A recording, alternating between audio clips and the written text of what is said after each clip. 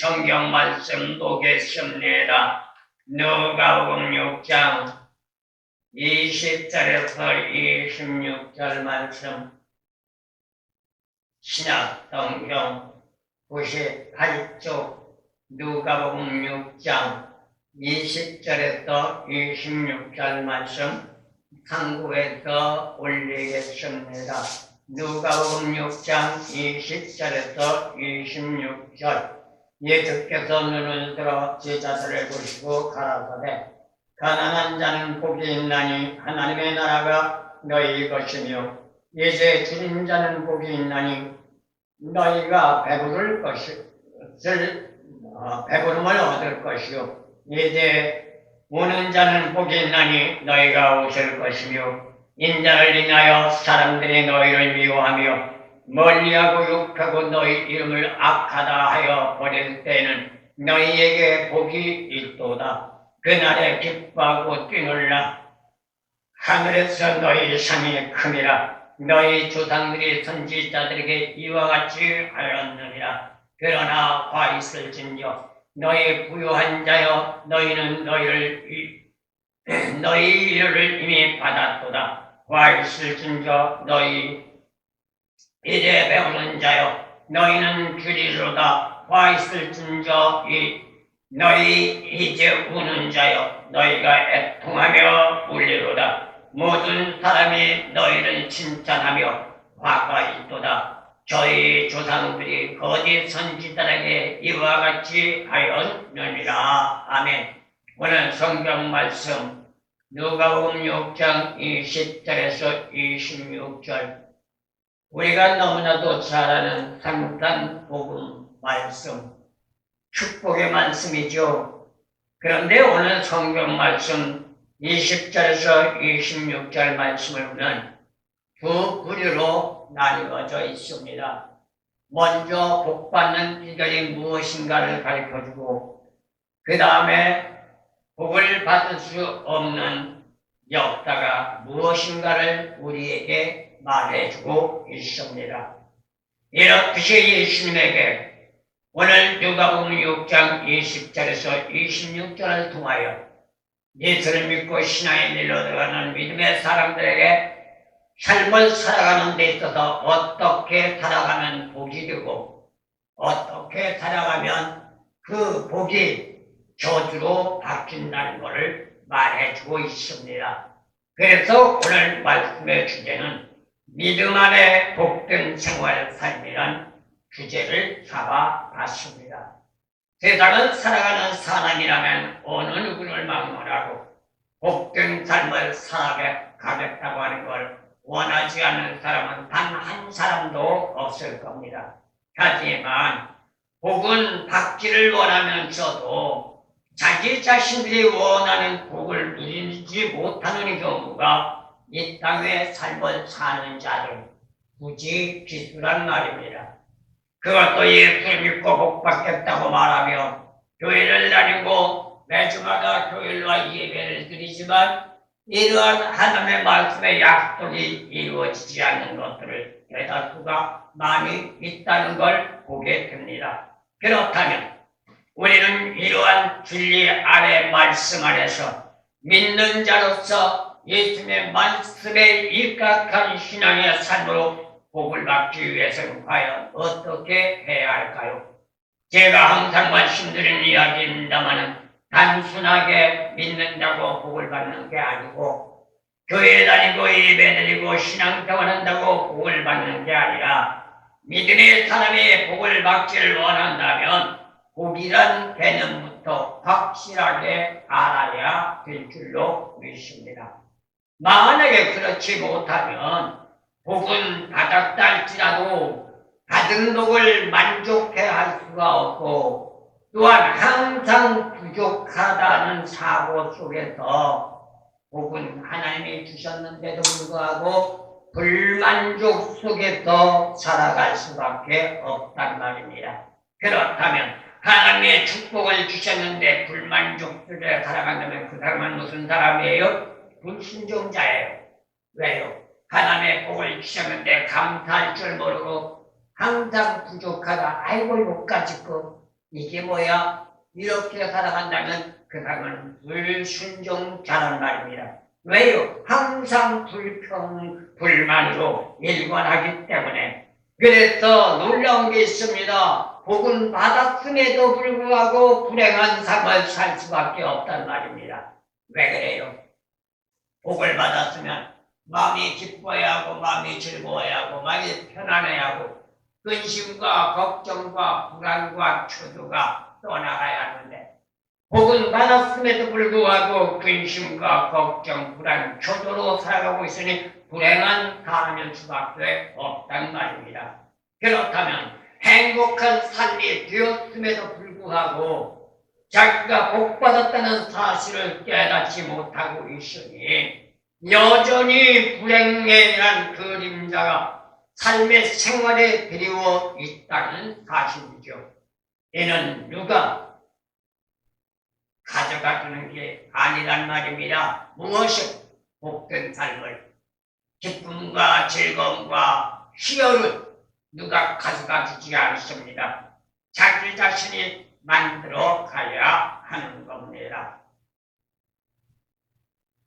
그러기 때문에 2026년을 맞이한 지 우리는 벌써 3주째를 맞이해서 예배를 드리고 있습니다. 옛날 어른들만 맞다나 가는 세월 붙잡을 자 아무도 없어요. 아무리 세상이 혼란스럽고 혼돈스럽고 혼탁한 시대가 할지라도 하나님의 시계의 초점은 여지없이 돌아가고 있단 말입니다. 2026년 1월 1일이 엊그제 같은데 벌써 3주째를 맞이하고 있어요. 그렇다면 오늘 본 말씀을 우리가 생각하면서 금년 한 해 우리는 과연 어떻게 할 때 복된 삶이 될 수가 있고 어떻게 할 때에 받은 복을 유지하며 관리하며 더 많은 축복받고 승리하다가 마지막 날 주님 영접하고 천하보다 귀한 생명 구원받은 전제 조건 속에 천국 가는 길을 우리는 달려갈 수 있을까요? 우리가 한 번쯤 믿는 자라면 생각해 봐야만 될 줄로 믿습니다. 그렇다면 믿음 안에 복된 생활 삶을 살아가기 위해서는 어떻게 하느냐? 제일 먼저 우리는 생각해 볼 것은 복된 삶은 누가 만들어주는 게 아닙니다. 내 스스로가 복된 삶을 만들어 가야만 되는 줄로 믿습니다. 어떻게 보면 세상적인 이치도 예의는 아니라고 말할 수 있어요. 왜요? 세상을 살아가는 데 있어서 예수를 믿던 신앙생활을 하든 안 하든 간에 인간이라면 삶을 살기 위하여 팥벌기처럼 뛰어다닙니다. 옛날 어른들만 맞더라 뼈가 으스러지도록 일을 합니다. 더욱이 창세기로 돌아가서 보면 하나님은 우리에게 무엇이라고 말씀하셨느냐? 이마에 땀을 흘려야 살아갈 수 있다고 했어요. 이마에 땀을 흘린다는 말은 뭐예요? 일하라는 얘기예요. 그것도 어정쩡하게 대충대충 건성으로 하는 게 아니라 힘쓰고 주력하고 애쓰란 말이에요. 이마에 땀이 흐글흐글 흐를 정도로 노력하고 힘쓰고 애쓰고 주력하란 말이에요. 그럴 때 무엇이 찾아와요? 복이 찾아온대요. 인간 삶의 역사는 인간 자신이 만들어가는 것입니다. 인류의 역사도 예인은 아닙니다. 인간 자신들이 만들어 놓은 것이 역사가 되기 때문입니다. 그렇다면 우리는 한번 생각해 볼 수 있습니다. 때론 사람들이 그래요. 나 하나쯤이야. 나 하나 잘 먹고 잘 살면 되지. 내가 남을 생각할 겨를도 없는데 이렇게 말합니다. 그런데요. 놀라운 게 뭔지 아세요? 그런 사람은 비전이 없습니다. 그런 사람은 미래가 없습니다. 그저 단순하게 현상적인 현실에 만족해서 내일을 내다보지 못한단 말이에요. 그러면 어떻게 돼요? 엎해든 말인지 모르지만 그렇게 살면 결국은 망합니다. 그게 바로 오늘날 현 시대란 말입니다. 대다수의 사람들이 내일은 생각하지 않습니다. 너는 생각하지 않습니다. 나만 잘 먹고 나만 잘 살고 나만 편하면 돼. 이 시간만 편하고 이 시간만 잘 먹으면 돼. 이러한 전제 속에 오늘날 사회가 혼돈으로 휘말려 들어가고 있습니다. 그런데 그 과정이 어떤 문제를 나타내요? 지금은 잘 먹고 잘 살지 모릅니다. 지금은 배부를지 모릅니다. 지금은 땅땅거리며 큰소리 칠지 모릅니다. 그러나 그 결과로 내일은 암담해지고 있단 말입니다. 이게 오늘날 현 시대라는 것 우리는 생각해야만 되는 줄로 믿습니다.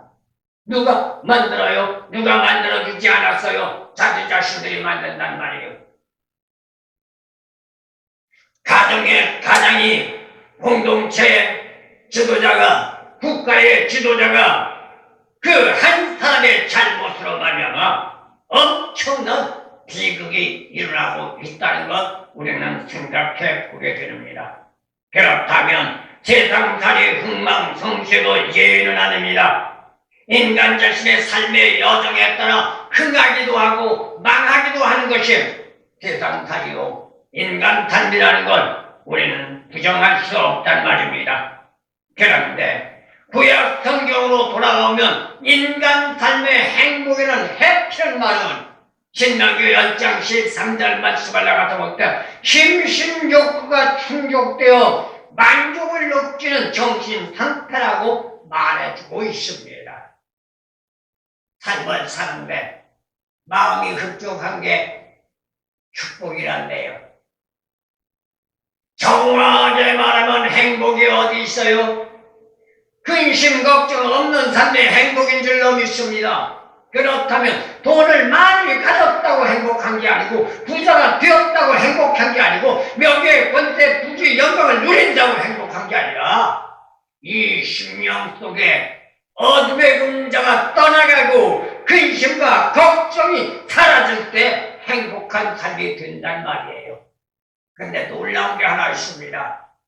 그러한 삶을 살려면 세상에선 찾을 길이 없습니다. 이거는 돈을 주고도 살 수 없습니다. 명예 권세를 가졌다고 되는 게 아닙니다. 모르긴 몰라도 여러분 보세요. 우리나라로 말할 때 세상에서 가장 명예 권세 부귀 영광을 누리는 자가 누구예요? 대통령이에요. 대통령만큼 권세 있는 자가 어디 있고 대통령만큼 부귀 영광을 누리는 자가 어디 있어요? 그런데 미안하고 섭섭한 말일지 모르지만 대통령은요 저나 여러 분보다 근심이 더 많고 걱정이 더 많고 불안하고 초조하게 살아갈 수밖에 없단 말입니다. 그건 행복이 아니에요. 그건 불행이에요. 그런데 우리나라의 복의 개념은 뭘까요? 옛 어른들이 말하는 복의 개념은요 몇 가지로 말한다면 제일 먼저 축복이 오래 사는 거예요. 그래서 우리나라 예수 믿는 사람들도 이 옛날 어른들의 복의 개념에 벗어나지 못하다 보니까 오늘날 현 시대의 사람들 뭐라고 그래요? 이제는 100세 시대라고 말을 하잖아요. 저는 그 말을 들을 때 정말로 인생의 삶을 바로 아는가 의아스러워요. 물론 100세까지 산 내 몸이 건강하고 튼튼해서 아무런 문제 없이 활개치며 이리 뛰고 저리 뛰며 자기가 원하고 바라고 수많은 걸 다 이뤄나간다면 아무런 문제 없겠죠. 그런데 인생은요 세월이 가면 노쇠해져요. 힘이 없어져요. 살아가기가 힘들어요. 막말로 걸어 다니는 것도 부담된다고요. 그런가 하면 나이가 들어가면 들어갈수록 몸은 자동적으로 쇠약해지면서부터 아플 때 안 아플 때 다 머리 들고 일어나 그들이 속삭이는 말이 나도 아파야 전신이 다 쑤셔온단 말입니다. 이게 행복일까요? 이게 축복일까요? 아니에요. 그렇다면 우리는 어떻게 살아가야 돼요? 내가 예수를 믿고 신앙의 삶으로 하나님의 자녀가 됐다면 언제나 끊임없이 하나님, 내가 생명 끝나는 날까지 건강하게 하나님 뜻 땅에서 살다가 아버지가 부르신다면 주님 따라 천국 가게 해주세요. 18번지에 기도가 되어져야 될 줄로 믿습니다. 죽음의 순간까지 강건하게 예수 믿다 가게 해달라고. 그게 우리가 할 일이에요. 그러면 또가 뭐가 있을까요? 옛 어른들은 부자 되는 거예요. 아직도 우리나라에서 예수 믿는 사람도 여기에서 벗어나지 못하고 있단 말입니다. 생명구원 받고 천국 가는 걸 축복으로 여기지 않고 세상에서 썩어 문드러진 물질의 풍요로움을 축복으로 착각하고 앉았단 말입니다. 아무리 물질이 많으면 뭐합니까? 명예, 권세, 부귀, 영광 가지면 뭐합니까? 내 생명 살 수가 없어요. 그건 의사도 어쩔 수 없다고요. 하나님이 우리의 생명을 부를 때 의사도 못 고쳐요. 돈, 부귀, 영광 아무리 많아도 하나님이 부르시는 생명 우리는 막을 길이 없다고요. 그래서 성경은 우리에게 말합니다. 생다 하복은 하나님의 주권에 달렸다고. 그러나 성경만은 아닙니다. 우리나라 옛 어른들 6.25 사상 공장 멤버 쓰면 인명은 제천이다. 우리의 생명은 누구에게 달렸느냐? 하나님에게 달렸다고 말씀하고 있는 것을 보게 됩니다. 그리고 또 한 가지가 있으면 출세하는 겁니다. 분명히죠. 출세. 명예 권세 아무리 누려도 진정한 행복, 진정한 축복을 받을 수 없습니다. 제가 금방 말씀드렸습니다. 아마 모르긴 몰라도 가장 근심 걱정 많은 사람이 대통령일 거예요. 만약에 한 나라의 대통령이 됐으면서도 불구하고 근심 걱정하지 않고 자기 자신만 생각한다면 그 사람은 대통령 자격이 없고 그 사람은 가짜입니다. 그래서 남의 위에 있다는 게 그만큼 힘들다는 거예요. 오늘날 현 시대의 목사님들도 마찬가지입니다. 목사가 됐다고 거듭먹 걸을 것이 아니라 목사가 됐다면 목사의 자격을 유지해 나갈 수 있는 하나님의 사람이 되어야 합니다. 목사는요, 자기 교회 성도가 1명이 됐든 10명이 됐든 100명이 됐든 그 생명을 구원시키기 위하여 강단에 무릎 꿇고 불철주야 기도해야만 합니다. 그러니 얼마나 힘들어요. 성도들이 보실 땐 별거 아닌 것 같을지 모릅니다. 그러나 저는 그럽니다. 예수 믿고 이 길로 들어가는 게 죽기보다 더 힘들다고. 사람이 많으면 많을수록 목사는 더 힘듭니다. 왜요? 강단에서 그 생명 하나하나 이름을 불러가며 기도를 하니 많으면 많을수록 시간이 더 가잖아요. 1시간이 걸릴 수도 있고 2시간이 걸릴 수도 있고 3시간, 4시간, 5시간이 걸릴 수도 있단 말입니다. 그걸 등한히 하게 되면 어떤 문제가 나와요? 하나님 앞에 책망됐습니다. 악하고 게으른 중아, 내가 너에게 맡긴 생명을 구원시켜 나의 집 천국으로 보내라고 했는데 너는 뭐 했느냐? 라고 책망할 수밖에 없으니 그 책망을 들을 때 입이 열이라도 일구무원일 수밖에 없습니다. 그리고 자녀를 많이 두는 겁니다. 그런데 오늘날 현 시대는 자녀를 생산 안 하려고 그래요. 어떻게 된 세상이 이제는 처녀 총각이 장가도 안 간대요. 그런가 하면 처녀 총각이 장가를 가도 자식을 안 낳는데요. 또 놀라운 사건은 처녀 총각이 장가가고 시집가는데 어떻게 장가가고 시집가냐? 살아보고 가겠다고 하는 시대가 되어버렸습니다. 이건 망종이죠. 하나님 앞에 징계의 대상이죠. 그런데 오늘날 현 시대를 바라보면 믿는 사람들조차도 복의 뱀을 바로 알지 못한 채 세상에서 유행처럼 번져나가는 물질주의란 유물론의 매력이요, 믿는다고 말은 하지만 여전히 기복주의 삶에 머물러 있다는 걸 우리는 부인할 수 없습니다. 교회가 크든 적든 뭐 목사가 됐든 성도가 됐든 직분자가 됐든 일괄적으로 18번째로 말하는 이야기를 들어보면 하나님은 축복 주시는 하나님인데 하나님을 믿었다면 부자가 돼야지. 하나님을 믿었다면 돈 많이 벌어야지. 하나님을 믿었다면 명예, 권세, 부귀, 영광 사람들에게 대접받아야지. 이게 일괄적인 멘트입니다. 이건 잘못된 복의 개념인 겁니다. 그렇다면 믿음의 삶에 주어지는 복의 개념은 유물론도 기복주의도 아닙니다. 예수 믿는 사람들의 복의 개념은 뭐예요? 생명, 구원과 더불어 영생의 복락입니다. 믿음의 선물 받고 구원받아 마지막은 주님 따라 저 천국 가서 영원한 파라다이스 천국에 사는 게 가장 큰 축복이란 말입니다. 이렇게 말하면 반박할 수 있을지도 모릅니다. 왜요? 오늘날 현 시대로 말할 때 대다수 사람들이 뭐라 그래요? 믿으면 복을 받는다고 했는데 그게 무슨 말입니까? 그래서 저도 믿습니다 라고 말합니다. 그러나 성도님 여러분, 믿는다는 말만 가지고 포만감에 사로잡히지 말고 내가 예수를 믿고 신앙의 삶을 산다면 내가 어떻게 살아가는가를 다 성찰해야 될 줄로 믿습니다. 진정한 믿음은요, 말로 믿는 게 아니에요. 믿는다고 말하며 하나님으로부터 선물의 믿음을 받았다면 삶의 생활이 변화되어야 합니다. 무엇으로? 말씀으로 변화되어야 합니다. 그래서 요한상도 1장 2절에서 예수님은 사도 요한을 통해서 우리에게 말합니다. 내 영혼이 잠든 것 같이 범사에 잠든다고.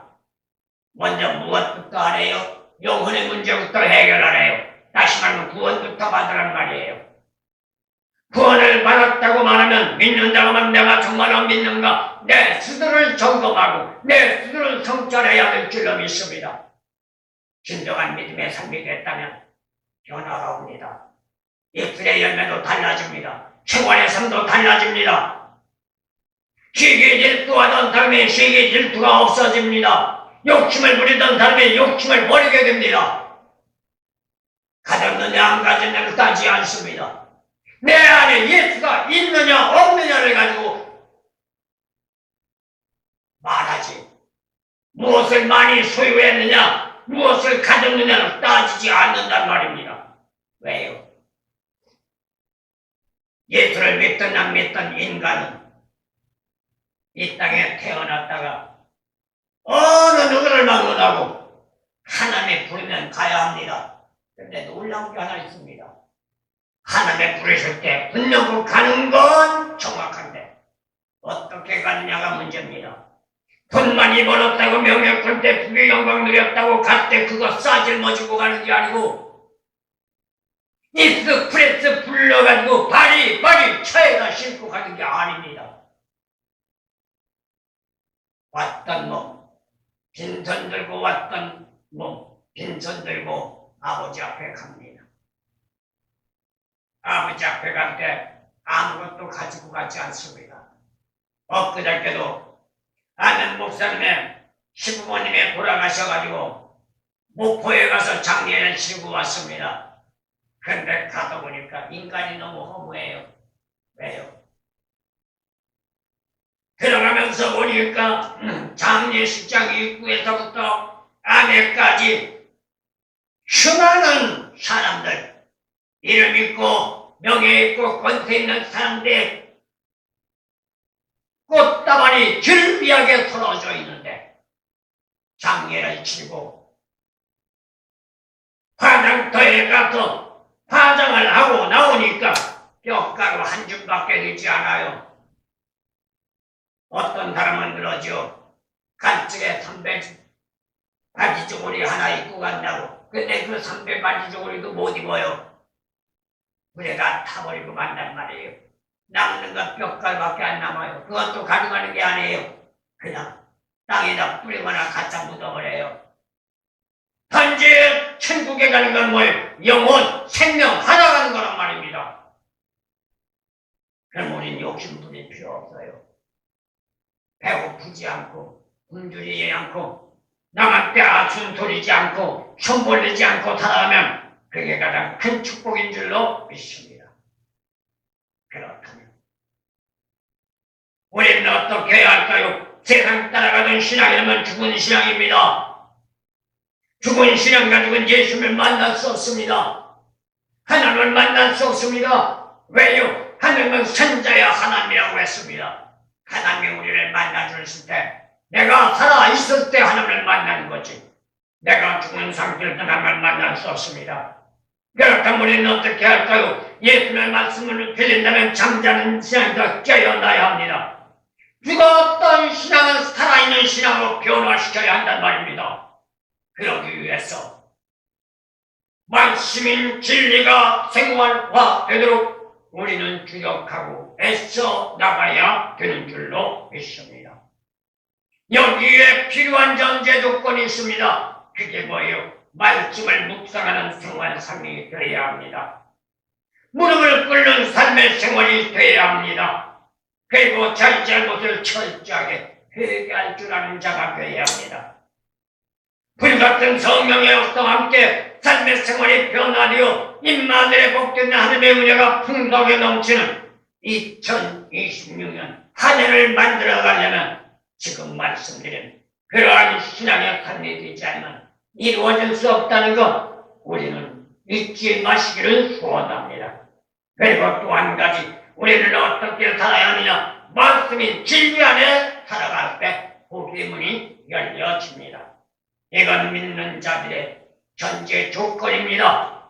믿는다면 어느 누구도 예외가 될 수 없단 말입니다. 믿는 자의 복된 삶은 세상 그 어느 곳에서도 찾을 수 있는 게 아닙니다. 오직 믿음의 삶이 되어 예수 안에 들어갈 때만이 주어질 수 있는 선물이라는 겁니다. 그러나 믿는 자에게 주어지는 선물이라 할지라도 그 종류가 다양하다는 것을 알아야 하는데 궁극적으로 생각해 본다면 인상 삶의 모든 역사가 하나님의 선물이란데요. 전도서 3장 13절 말씀 의식주 문제도 선물이에요. 전도서 5장 19절 말씀 볼때 부귀 영광도 선물이란 말이에요. 그런가 하면 에베소 2장 8절 말씀 믿음도 구원도 선물이에요. 이에도 수많은 선물이 있습니다. 그러나 인간 삶의 승타 문제도 누구에게 달렸다고요? 하나님의 주권적인 섭리에 달렸대요. 그렇다면 인간이 하나님 주권적인 섭리를 벗어나서 살아갈 수 있겠는가? 예레미야 18장 10절 말씀을 나가볼 때 그럴 수 없다는 것을 말해주고 있습니다. 그렇다면 믿음의 삶의 영역의 복된 역사가 되기 위해서 우리는 어떻게 할까요? 세속인들이 말하는 것처럼 많이 소유하고 누린 것이 복이 아니라 성경에서 말하는 것처럼 오늘 본 말씀에서 말하는 것처럼 하나님의 말씀 진리 안에 삶이 되어야 되는 줄로 믿습니다. 그렇다면 인간에게 진정한 복된 삶이란 과연 무엇일까요? 근심과 걱정이 없는 겁니다. 근심과 걱정은 어디서 오는 거예요? 사단마귀가 가져준 부산물이에요. 그렇다면 근심과 걱정과 불안과 초조에 살아간다면 지금 내가 어떤 삶을 사는 거예요? 사단마귀에게 휘둘리고 있다는 거예요. 그런데 놀라운 건 예수님이 우리의 심령 속에 들어오게 되면 그 근심과 걱정과 불안과 초조가 떠나가는 줄로 믿습니다. 그래서 예수 믿으라는 거예요. 믿는데 철저하게 믿으라는 거예요. 어정쩡하게 대충대충 내 생각 내 마음대로 믿지 말고 말씀대로 철저하게 믿을 때에 불안과 근심과 걱정과 초조와 모든 속된 세상에 불규칙한 불영광들이 떠나간다는 겁니다. 이게 축복인 줄로 믿습니다. 마지막 말씀드린다면 그렇다면 우리는 복된 자가 되기 위해서는 어떻게 할까요? 복을 받는 게 문제가 아닙니다. 그럼 뭐가 문제예요? 받은 복을 유지하며 관리할 줄 알아야 합니다. 사실 사람들은 대다수가 복을 달라고만 합니다. 예수 믿는 사람들도 마찬가지입니다. 머리 숙여 무릎 꿇고 기도하지 아버지 복 주세요. 아버지 복 주세요. 거기서 끝납니다. 근데 거기서 끝나면 안 됩니다. 그럼 어떻게 해야 돼요? 하나님 앞에 복을 달라고 했다면 받은 그 복을 어떻게 사용할 것인가도 하나님 앞에 기도해야 합니다. 그게 유지하는 방법이요, 그게 관리하는 방법인 줄로 믿습니다. 단순하게 소유하며 누리겠다고만 한다면 어리석은 자일 수밖에 없습니다. 왜일까요? 유지하기 위해서는 관리해야 합니다. 그렇지 않으면 얼마 가지 않아 문제가 발생하게 되고 그 문제 속에 결국 받은 복을 쏟아버릴 수밖에 없습니다. 그것도 소유는 했지만 누려보지도 못한 채 말입니다. 관리하는 방법을 모르기 때문이죠. 그저 단순하게 달라고만 했지 받았을 때 받은 소유물을 어떻게 사용해야 할지를 모르다 보니 자신의 생각과 자신의 방법대로 사용하고 있다는 겁니다. 이게 잘못된 겁니다. 받은 선물은 하나님 영광을 위해서 사용해야 한다는 것 우리는 잊지 마시기를 소원합니다. 그렇다면 하나님 앞에 복을 달라고 기도하는 것도 중요하지만 복을 달라고만 기도하지 말고 받은 복을 어떻게 쓸 것인가도 하나님 앞에 기도하며 그렇게 쓰도록 하나님이 도와주실 것도 기도해야만 될 줄로 믿습니다. 유지하기 위해서 관리하는 것도 중요하다는 사실을 잊지 마시고 복된 삶으로 나아가기를 원한다면 말씀에 육각한 삶이 먼저 되어져야 될 줄로 믿습니다. 그런데 문제가 있습니다. 그게 뭘까요? 그게 말처럼 쉽지 않다는 거예요. 받기보다 유지하기가 더 힘듭니다. 유지하기보다 관리하는 게 더 힘듭니다. 그러니 어렵다는 겁니다. 그렇다면 생각할 것이 하나 있습니다. 복된 삶이 된다는 것은 누구보다도 많이 소유했기 때문이 아니라 받은 것을 유지하기 위하여 관리하는 인격적인 삶이 더욱 중요하다는 것 우리 잊지 말아야 합니다. 그래서 복이라는 말은 히브리어로 아사르라는 말을 하고 있는데 이 말은 무슨 말이냐? 하나님이 함께 계신다 이 뜻입니다. 예수 믿는 사람의 복이 뭐라고요? 세상의 물질, 명예, 권세, 부귀, 영광을 많이 가지고 있는 게 아니라 예수 믿는 삶의 진정한 큰 축복은 하나님의 함께하는 임마누엘의 역사. 하나님의 함께하는 모든 건 다 책임져 주십니다. 복된 자가 누구인가를 우리는 여기서 생각하게 되는 거죠. 그렇다면 예수 안의 삶으로 임마누엘의 역사의 복된 삶이라는 것 우리 모두가 잊지 마시고 열려진 2022년 셋째 주를 맞이하여 이제 금년 한 해를 도약하며 진리 말씀 붙잡고 나갈 때 뭐니 해도 뭐니가 아니라 주 안의 삶이 최고의 복이라는 것 잊지 마시고 하나님의 함께하는 신앙의 삶이 되기를 무릎 꿇고 기도하며 주어진 축복, 내 생각, 내 방법, 내 뜻, 내 마음대로 쓰는 것이 아니라 하나님이 원하는 방법에 쓰겠다고 하나님 앞에 약속할 수 있는 저와 여러분들이 되어주신다면 열려진 2026년 안에 하나님의 놀라운 축복으로 넘치는 역사 속에 승리, 영광이 주어질 줄로 믿습니다.